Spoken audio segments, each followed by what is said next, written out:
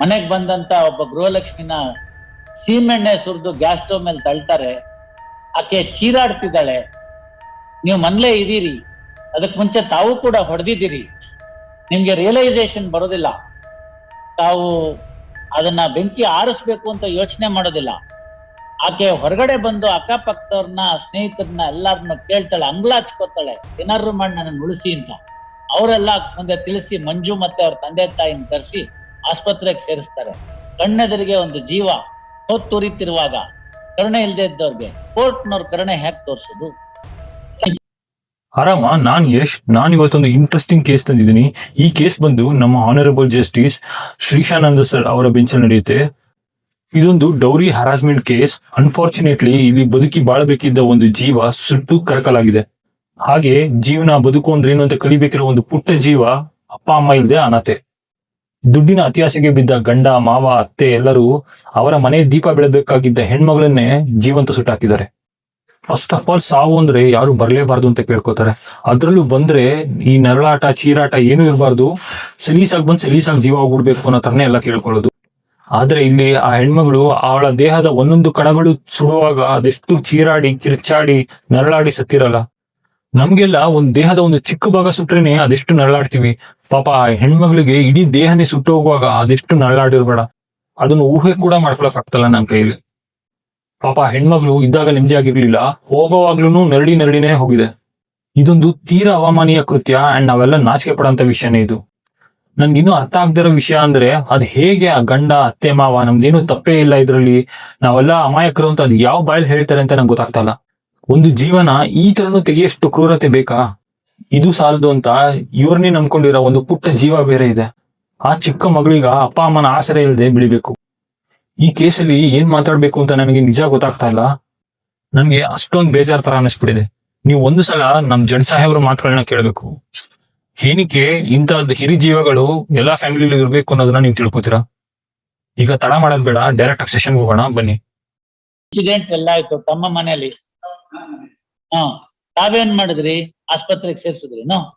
ಆಯ್ತಪ್ಪ, ತಾವೇನ್ ಮಾಡಿದ್ರಿ? As a beautiful father in law ಅವ್ರು ಮಾಡ್ಲಿಲ್ಲ, ಹೊಡೆದು ಗಲಾಟೆ ಮಾಡಿದರು. ಈ ರೀತಿ ಮಾಡಬೇಡಿ ಅಂತ ಹೇಳಿದರು. ಸೀಮೆ ಎಣ್ಣೆ ಎರಚಿ ಪ್ರೇಮಳನ್ನು ಅಲ್ಲೇ ಉರಿಯುತ್ತಿದ್ದ ಗ್ಯಾಸ್ ಸ್ಟವ್ ಮೇಲೆ ತಳ್ಳಿದರು. ನೋಡಿ ತಳ್ಳಿದರು. ಸ್ವಲ್ಪ ಸುಮ್ಮನೆ ಇದ್ರೆ ಅವ್ರು ಓದ್ತಾರೆ. ನಿಮ್ ಸಂದರ್ಭ ಬಂದಾಗ ಕೇಳ್ತೀನಿ, ಅವಾಗ ಹೇಳೋಣ. ಅವಳ ಅತ್ತೆ, ಮಾವ, ಭಾವರವರು ಮನೆಗೆ ಬೀಗ ಹಾಕೊಂಡು ಎಲ್ಲಿ ಹೋಗಿದ್ದು, ವಾಪಸ್ ಮನೆ ಬರುವಾಗ ಮನೆ ಬಳಿಯ ಕಾದುಕೊಳ್ತಿದ್ದು. ಬೀಗ ತೆಗೆದಾಗ ಮನೆಗೆ ಒಳ ಹೋದ ಪ್ರೇಮಳನ್ನು, ನೀನು ಯಾಕೆ ಮನೆಗೆ ಬಂದೆ? ನಿನ್ನ ಗಂಡನ ಜೊತೆಗೆ ನಿನ್ನ ಮಗಳನ್ನು ಕರೆದುಕೊಂಡು ಹೋಗು ಚೆನ್ನಾಗಿ ಬೈದಿದ್ದು. ಪ್ರೇಮಳು ಅಡಿಗೆ ಮಾಡುವ ಸಮಯದಕ್ಕೆ ಅಡಿಗೆ ಮನೆಗೆ ಹೋದಾಗ ಪ್ರೇಮಳ ಅತ್ತೆ, ಮಾವರುಗಳು ಹೊಡೆದು ಗಲಾಟೆ ಮಾಡಿದರು. ಸುಮ್ಮನೆ ಇದ್ದ ಪ್ರೇಮಳು, ಈ ರೀತಿ ಮಾಡಬೇಡಿ, ನಾನು ನನ್ನ ಮಗಳನ್ನು ಕರೆದುಕೊಂಡು ಎಲ್ಲಿಗೆ ಹೋಗಲಿ ಎಂದು ಬೇಡಿಕೊಂಡರು. ಅವಳ ಅತ್ತೆ ಜಯಮ್ಮಳು ಅಡಿಗೆ ಮನೆಯಲ್ಲಿದ್ದ ಸೀಮೆಣ್ಣೆ ಎರಚಿ ಪ್ರೇಮಳನ್ನು ಅಲ್ಲೇ ಉರಿಯುತ್ತಿದ್ದ ಗ್ಯಾಸ್ ಸ್ಟವ್ ಮೇಲೆ ನೂಕಿದ್ದು. ಉರಿಯುತ್ತಿದ್ದ ಸ್ಟವ್ ಮೇಲೆ ನೂಕಿದಾಗ ಪ್ರೇಮಳ ಬಟ್ಟೆಗೆ ಬೆಂಕಿ ಹತ್ತಿಕೊಂಡು ಉರಿಯುತ್ತಿದ್ದ ಬೆಂಕಿ ಸಮೇತ ತಡಲಾರದೆ ಮನೆಯಿಂದ ರಸ್ತೆಗೆ ಬಂದು ಗ್ರಾಮಸ್ಥರಿಗೆ, ಅಕ್ಕಪಕ್ಕದ ಮನೆಯವರಿಗೆ, ನನ್ನ ತಮ್ಮನಾದ ಮಂಜುನಾಥನಿಗೆ ಬೆಂಕಿಯನ್ನು ಆರಿಸಿ ಎಂದು ಕೇಳಿಕೊಳ್ಳುತ್ತಿರುವಾಗ, ಎಲ್ಲಿ ನೀವೇನ್ ಸೇರ್ಸಿದಿರಿ?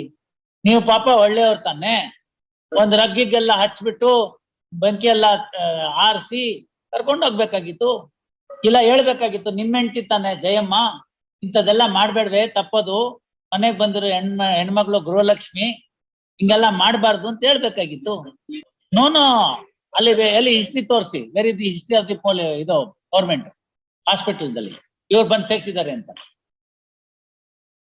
If that were to be so, it would have been entered there. No, ಅಡಿಗೆ ಮಾಡುವಾಗ ಆಕಸ್ಮಿಕವಾಗಿ ಬೆಂಕಿ ತಗಲ್ತು, ನಾವು ಬಂದು ಸೇರಿಸಿದೀವಿ ಅಂತ. Where is it? See, these are all things that we cannot come out with further details. ಯಾಕೆ ನಾಳೆ ಬೆಳಗ್ಗೆ ಹೆಚ್ಚು ಕಡಿಮೆ ಆಗ್ಬಿಡುತ್ತೆ. ಅವನಿದ್ರೆ ಅವನ್ಗೂ ಇದೇ ಗತಿ. ನಿಮ್ ಕೇಸಲ್ಲೇ ಇಲ್ವಲ್ಲ, ಅವನ ಜೊತೆ ಹೋಗುವಂತಲೇ ಗಲಾಟೆ ಇದು. ಗಂಡ ಅಲ್ಲಿ ಇರ್ಲೇ ಇರ್ಲಿಲ್ಲ, ಗಲಾಟೆ ಶುರುವಾಗಿದ್ದೆ ಅಲ್ಲಿ. ಗಂಡ ಅವ್ರೆ, ಲತೀಫ್ ಅವ್ರೆ, ಇಲ್ಲಿ ಕೇಳಿ, ಒಬ್ಬ ವ್ಯಕ್ತಿ ನಿಮ್ಮ ಮನೆಯಲ್ಲಿ ಸಾವಾಗಿದೆ, ಮಾರಣಾಂತಿಕವಾಗಿ ನಿಮ್ಮ ಹೆಂಡತಿ ಮನೆಗ್ ಬಂದಂತ ಒಬ್ಬ ಗೃಹಲಕ್ಷ್ಮಿನ ಸೀಮೆಣ್ಣೆ ಸುರಿದು ಗ್ಯಾಸ್ ಸ್ಟವ್ ಮೇಲೆ ತಳ್ತಾರೆ. ಆಕೆ ಚೀರಾಡ್ತಿದ್ದಾಳೆ. ನೀವು ಮನ್ಲೇ ಇದೀರಿ, ಅದಕ್ ಮುಂಚೆ ತಾವು ಕೂಡ ಹೊಡೆದಿದ್ದೀರಿ, ನಿಮ್ಗೆ ರಿಯಲೈಸೇಷನ್ ಬರೋದಿಲ್ಲ, ತಾವು ಅದನ್ನ ಬೆಂಕಿ ಆರಿಸ್ಬೇಕು ಅಂತ ಯೋಚನೆ ಮಾಡೋದಿಲ್ಲ. ಆಕೆ ಹೊರಗಡೆ ಬಂದು ಅಕ್ಕಪಕ್ಕದವ್ರನ್ನ, ಸ್ನೇಹಿತರನ್ನ ಎಲ್ಲಾರನ್ನ ಕೇಳ್ತಾಳೆ, ಅಂಗ್ಲಾಚ್ಕೋತಾಳೆ, ಏನಾದ್ರು ಮಾಡಿ ನನ್ನ ಉಳಿಸಿ ಅಂತ. ಅವರೆಲ್ಲ ಮುಂದೆ ತಿಳಿಸಿ ಮಂಜು ಮತ್ತೆ ಅವ್ರ ತಂದೆ ತಾಯಿನ ಕರೆಸಿ ಆಸ್ಪತ್ರೆಗೆ ಸೇರಿಸ್ತಾರೆ. ಕಣ್ಣೆದರಿಗೆ ಒಂದು ಜೀವ ಹೊತ್ತುರಿತಿರುವಾಗ ಕರುಣೆ ಇಲ್ದೇ ಇದ್ದವ್ರಿಗೆ ಕೋರ್ಟ್ನವ್ರ ಕರುಣೆ ಹೇಗ್ ತೋರ್ಸೋದು ಅಲ್ವೇ?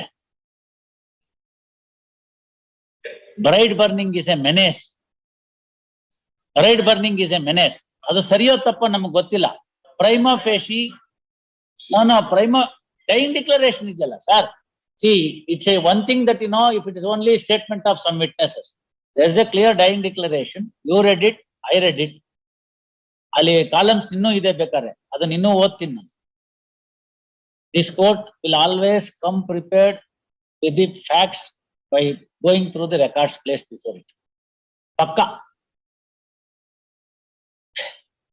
ಇಲ್ಲಿ ನಿಮ್ಮಿಂದ ಓದಿಸಿ ಸಮಯ ದಂಡ ಮಾಡ್ಕೊಳ್ತಾ ಕೂತ್ಕೊಳಕ್ ಆಗಲ್ಲ. ಯಾಕೆಂತಂದ್ರೆ ಬೇಲ್ ಜೂರಿಸ್ಡಿಕ್ಷನ್ ಹಂಗೆ 70, 80, 100 ಮ್ಯಾಟ್ರ್ ಇದ್ದಾಗ ನಾವು ಪ್ರತಿಯೊಂದನ್ನು ಇಲ್ಲಿ ಬಂದು ಓದ್ತಾ ಕೂತ್ಕೊಳಕ್ ಆಗಲ್ಲ. ತಯಾರಿ ಮಾಡ್ಕೊಂಡು ಬರ್ಬೇಕಾಗತ್ತೆ, ಪೂರ್ವ ತಯಾರಿ. ಆ ಕಾರಣಕ್ಕೋಸ್ಕರನೇ ನಮ್ಗೆ ಫೈಲ್ಸ್ ಕಳ್ಸ್ಕೊಡ್ತಾರೆ. ಸೊ ಇವತ್ತಿನ ಕೆಲಸ ಆದ್ಮೇಲೆ ನಾನು ಸಂಜೆಗೆ ಮನೆಗೆ ಹೋದ್ಮೇಲೆ ಒಂದು ಅರ್ಧ ಗಂಟೆನೋ 1 ಗಂಟೆನೋ ಪ್ರೈವೇಟ್ ಟೈಮ್ ಇಟ್ಕೊಂಡಾದ್ಮೇಲೆ ಈ ಪೇಪರ್ ಓದೋದನ್ನ ಇಟ್ಕೋಬೇಕು. That will be easier for us to handle the matters here. That's the point. So dying declaration is there. There is a clear allegation that not only against Atte, against Mava also, not only in one place, in 3 places consecutively, this gentleman's name is also found. ಏನ್ ಮಾಡ್ಲಿಕ್ಕೆ ಬರುತ್ತೆ? Custody ಮಾಡ್ಲೇಬೇಕಾಗುತ್ತೆ, ಏನು ಮಾಡಕ್ಕಾಗಿಲ್ಲ. ನಿಮ್ ಮನೆ ದೀಪ ಆರೋಗಿದೆ ಅಲ್ವಾ, ಚಿಕ್ಕ ಮಗು ಇದೆ ಅಲ್ವಾ, ಪಾಶವಿ ಕೃತ್ಯ ಅಲ್ವಾ, ಒಬ್ಬ ಹೆಣ್ಮಗಳನ್ನ ಜೀವಂತವಾಗಿ ಸುಡ್ತಕ್ಕಂಥದ್ದು. ಯೋಚನೆ ಮಾಡ್ಬೇಕಲ್ವಾ? ಥಿಂಗ್ಸ್ ಅಪಾರ್ಟ್, ಕೇಸ್ ಮರ್ತ್ಬಿಡಿ. Latif as a gentleman, Sheesha as a citizen of the country, ನಾವಿಬ್ರು ಮಾತಾಡಿದ್ರೆ can anyone of ours vouch safe for these things? It is not possible ಅಲ್ಲ. ಸೊ ಅಂಥವ್ರಿಗೆ ಕೋರ್ಟ್ ನಲ್ಲಿ ಈ 438 ಜೂರಿಸ್ಡಿಕ್ಷನ್ ಹೆಂಗೆ ಎಕ್ಸರ್ಸೈಸ್ ಮಾಡಕ್ಕಾಗುತ್ತೆ? ಇಟ್ ಈಸ್ ಶಾಕಿಂಗ್ ಅಲ್ವಾ?